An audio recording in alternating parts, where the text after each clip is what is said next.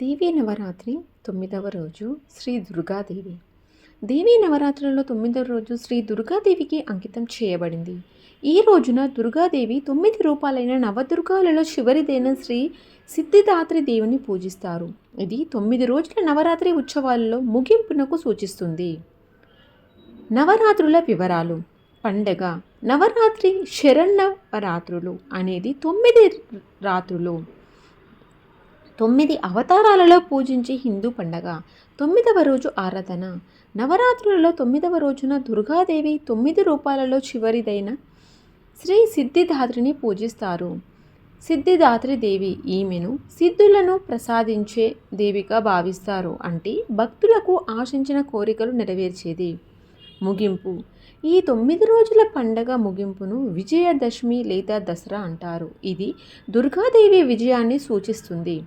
నవదుర్గాల జాబితా. నవరాత్రులలో పూజించే దుర్గాదేవి 9 అవతారాలు ఇవి: శైలపుత్రి, బ్రహ్మచారిణి, చంద్రఘంట, కుష్మాండ, స్కందమాత, కాత్యాయని, కాలరాత్రి, మహాగౌరి, సిద్ధిదాత్రి. హిందూ సంప్రదాయాలలో శక్తి స్వరూపిణి అయిన పార్వతీ అవతారాలలో నవదుర్గలు ముఖ్యమైనవిగా భావిస్తారు. ఆ తల్లి బ్రహ్మ, విష్ణు, శివ అంశలతో మహాసరస్వతి, మహాలక్ష్మి, మహాకాళిగా అవతరించినదని, ప్రతి అవతారం నుండి మరొక 2 రూపాలు వెలువడని నాయని కథనం. ఇలా 3, 6, 9 స్వరూపిణులుగా అనగా నవదుర్గాలుగా దుర్గను పూజిస్తారు. గోవా, మహారాష్ట్రలలో అధికంగా ఉన్న గౌడ సారస్వత బ్రాహ్మణుల కులదేవత నవదుర్గ. గోవాలో మడికెడెం, పాలే, పోయింగిష్విన్, బోరింలలోను, మహారాష్ట్రలోని రేడి, వెంగుర్లలో నవదుర్గా మందిరాలున్నాయి.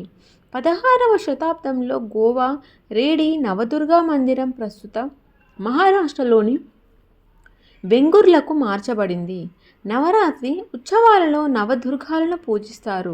ముఖ్య విషయం: మీరు పేర్కొన్న దేవి నవరాత్రి రోజు శ్రీ దుర్గాదేవి అనేది నవరాత్రుల 9 రోజున దుర్గాదేవి 9వ అవతారమైన సిద్ధిదాత్రి దేవిని పూజిస్తారని సూచిస్తుంది.